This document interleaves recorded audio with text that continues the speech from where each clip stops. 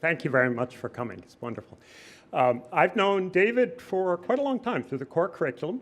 It's a pleasure to introduce our last speaker. He's been at BU for 22 years as a professor of philosophy and has the Maria Stata Chair in Philosophy. He's written widely on philosophy, mostly ancient, mostly Plato and Aristotle, but also on Homer and a lot of other things. He's also written 2 novels and was a journalist. 35 articles and 5 books, but who's counting? The important thing is that David is a spectacular teacher. I've enjoyed him in the core for years. In fact, I bought one of his lectures from the teaching company and listened to it twice on my commute. My commute now is only from the next hallway, but I used to be commuting further. Apparently everyone else agrees. He's won basically all the teaching awards you can win, the Gittner Award and the Honors Program, and one of the highest awards in the college, the Metcalf Award. And so, David, I was pleased to come to your house for dinner a while back, and you didn't make me give a 15-minute speech, but in my house, the rules are different, so please welcome David Roochnik.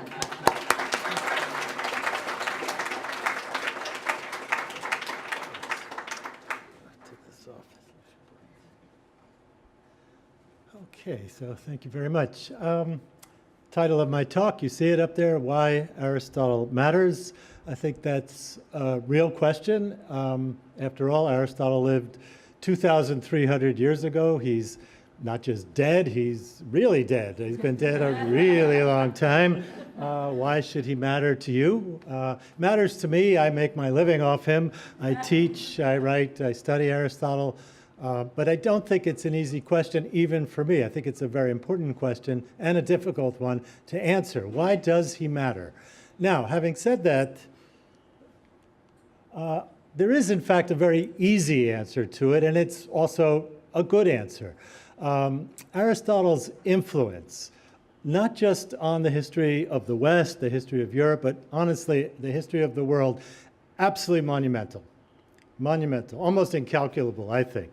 So from a historical perspective, there's simply no question that Aristotle matters because he mattered. He's been mattering for such a long time, and he helped shape the culture we inhabit today. So what I have in mind very specifically, there are his dates. He lived, as I said, about 2,300 years ago. He was really the first great scientist in the West. He produced the first systematic works in biology, physics, psychology. The list really goes on, meteorology, ethics, political science. His works, and I think this is the important point from a historical point of view, his works formed the curriculum of the first universities in Europe, the ones in Italy and France. And essentially around 1200, medieval period, they were studying Aristotle. He was the backbone of the curriculum. Now, on the one hand, the curriculum's changed a lot between 1200 and 2017, and yet, don't we still have those very same subjects today? The course catalog we know is decisively shaped by Aristotle, even if the content's very different. My claim, and I'll make this one, this is, on my mind, a kind of factual claim, not really an evaluative one. I think he's arguably the most influential thinker in the history of the world. And I say that because I don't care where you go to universities. I don't care if they're in China, Africa, Latin America, you name it.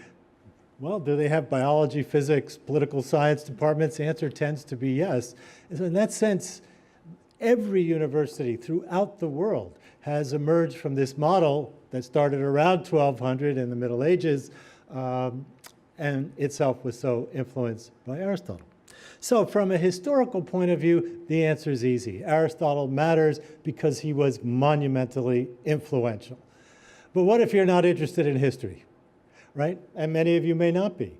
So, for example, if you're very interested in biology or physics or any of the sciences I've listed there, you don't typically begin a course in biology with the history of biology. I don't think, in fact, you need the history of biology to study Biology 101 at Boston University or Physics 101 and so many of the others. History seems peripheral to the actual study. So I think now we're back at square one, namely, why study him if, you know, again, the historical angle is crucial, it's there, it's important, but what if you don't care about that? It's perfectly legitimate not to care about that, it seems to me. Right? Now, there's another problem here, I think, on the why Aristotle matters questions, is that if you look at Aristotle's actual scientific theories, you'll find, of course, they're monumentally outdated and in some ways totally wacky, right? At least they will seem this way to you. So, for example, he's a geocentrist. He thinks the Earth is the center of the universe. He thinks all the celestial bodies, the stars, the moon, the sun, they all go around the Earth in perfect circular orbit. This is not true, as far as we now would agree. He believes this is the wacky claim. He believes stars are eternal. They have no weight, which is why they don't fall down, and they're alive. Okay. Little less maybe perplexing, but equally outdated, is his notion about biology. Aristotle, first and foremost, really was a biologist, that the animal species are fixed and actually eternal. So this, we know, is false from Darwin's revolution in the 19th century. It's simply not true. Aristotle believed generally that the universe itself was stable and finite. And again, we now would all agree this is not true. So another way is simply to intensify the question. This being the case, the outdated nature of these theories, why does he matter? Especially if you're not interested in history. I think there's an answer. This is why I study Aristotle. Actually, I'm not very interested in history. I like it a lot. I mean, I like finding out about it, but that's not my subject. This is why I study Aristotle. This is a rather lengthy quote. I'm sorry. It's going to be actually kind of hard to follow, but I'll do my best to explain it. This is one of Aristotle's only comments he ever makes about how one engages in science, how one performs scientific research, if you will. I think it's very revealing, and I also quite confident it's utterly different than the way we approach science. I mean, this is going to be my suggestion, is that Aristotle has a very different conception of science. He's every bit the scientist as we are, but it's a very different conception of science, and it's one worth at least knowing about. And here's his description. Again, probably won't make sense on a first hearing, so just do the best you can. After positing the appearances, the phenomena, that's really the crucial word. The appearances, that's the way the world seems. The phenomena, the way the world seems in ordinary experience, right? It seems there's a light shining in my eyes right now. It feels warm in here. It certainly feels as if the ground under my feet is very stable. It doesn't feel like it's flying through the universe at a very high velocity, right? So that's the phenomenon. So that's where science begins. After positing the appearances, the phenomena, and first raising questions about them, one ought to consider all the reputable opinions about the appearances. That's an odd phrase, reputable opinions. It really means what people say about the phenomena. So you and I would readily agree with one another, it's warm in this room. Feels warm, what do? You say, it's warm. That's a reputable opinion. It makes some sense. Some of you may not be that warm. There could be a lot of variation, but on many issues there wouldn't be. Okay, back to Aristotle. For if the questions are resolved and the reputable opinions remain intact, then the theory would be adequate. Now that's a very shocking notion, actually, for us who are students of modern science. And especially that phrase, if the reputable opinions remain intact. What he is saying here, and this becomes his criterion of a successful theory, is that he will measure the success of a scientific theory on the basis of whether it is true or faithful to the phenomena, right? To the way the world seems to us. So, for example, there was a very famous theory in ancient Greece by a man named Parmenides, whose disciple was a guy named Zeno. You may have heard of Zeno's paradoxes. Parmenides said, there's no motion in the universe, right? There's just no motion. And he had a lot of logical arguments to try to prove this. Aristotle would say about Parmenides, that theory has to be wrong. Why? The appearances just don't allow it. Everything in our experience suggests things are moving around. That's Aristotelian science. It's a science which begins with the phenomena and at the end is leaving the phenomena, the reputable opinions, intact. Now, the suggestion I'll close with is simply this. That's the exact opposite of modern science. Modern science, you might say, is an assault on the phenomena, profound distrust of the phenomena. So who do we use as our example here? Copernicus. These are not quotations from Copernicus. They're quotations from a very great historian who writes about Copernicus. This is what he says. It is very difficult. You remember Copernicus. He's the revolutionary, the complete revolutionary, who argues, no, the Earth is not the center of the solar system, of the world. It's the sun, and the Earth goes around the sun. Heliocentrism replaces geocentrism. And what this man, his name is Koyré, says about Copernicus, it is very difficult at the present time to comprehend and appreciate the magnitude of intellectual effort and boldness and moral courage involved in the work of Copernicus. I think that seems so right. I think Copernicus indeed had to have been a man of supreme courage. Now, why? Number two, or the second one there. His conception of science, that's Copernicus's conception of science, challenged, to quote Koyré, the naive, confident certitude, the direct evidence of the Earth's immobility and the heavens' mobility, right? What made Copernicus such a giant in the history of world science is he was willing to challenge the testimony of common sense, of the ordinary, right? The Earth will always feel like the center of our world, right? It always will feel that. It will always seem as if the sun is rising in the east and setting in the west. Those very words suggest it's moving across the sky.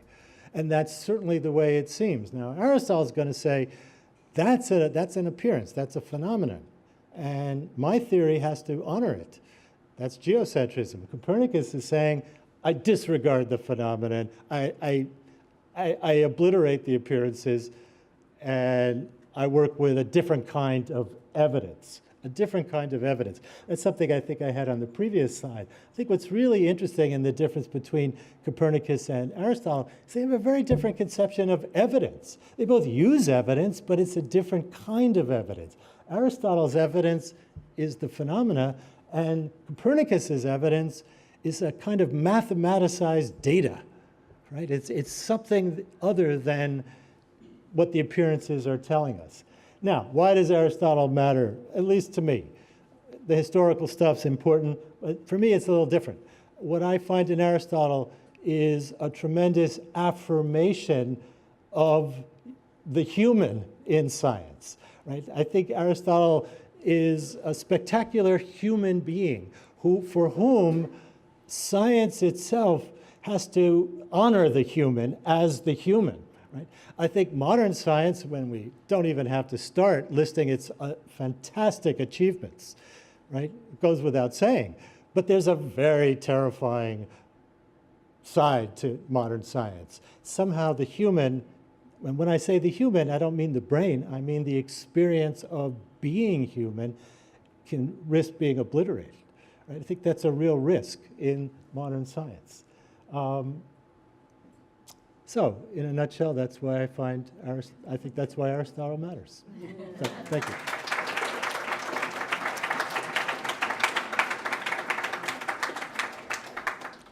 Okay, take a couple of questions if you have it.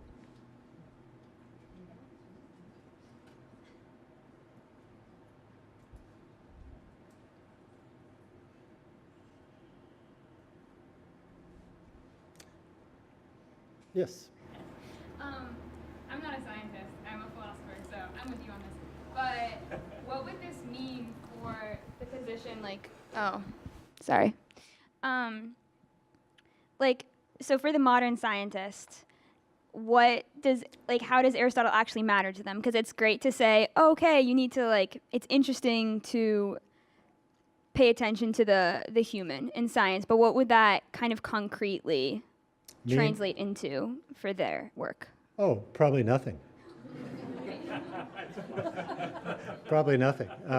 Although I think many, many scientists are themselves as concerned, you might say, especially those scientists who have been responsible, whose science has led to the invention of the most powerful technologies. I think, for example, of Robert Oppenheimer, who was one of the architects of the Manhattan Project, which led to the first atomic bomb.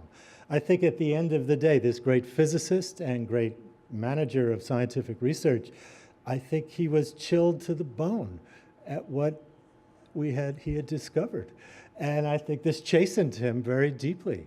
And I think many people, even those of us who love our smartphones and all the fantastic things that science and technology have brought to us, there's some kind of chill we feel, wondering, well, where is this headed? This is actually, the truth is, I'll be honest with you, this is the only regret I have about being old, is because I don't really mind much of it at all. But the old part that bothers me is that I won't quite live long enough to see how this story ends.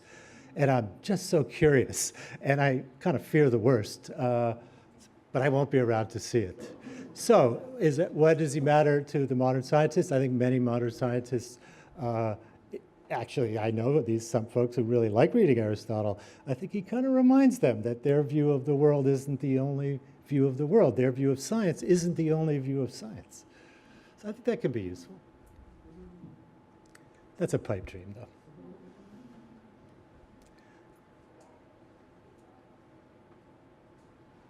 Yes. Could you put the slide back for Yes. Oops. Aristotle? Oh, I think, yeah. No, I went the wrong way. I'm thinking of modern attempts to talk about artificial intelligence in the Turing test. Yeah. This is a Turing test. If most people think that something is intelligent, if you can't tell the difference, then it is. No? I don't know. I don't think I know quite enough about Turing to answer that question. I mean, the real contemporary correlate you draw here is the science that's now called phenomenology, which is a real science invented by a guy named Husserl about 100 years ago, and then a guy named Heidegger not too long ago. So that's that's the real attempt, as I see it, to rejuvenate Aristotle. How this relates to the Turing test, you would know better than me. I don't know. It's a great question, though. Any other questions? Ice cream time. All right, thank you very much.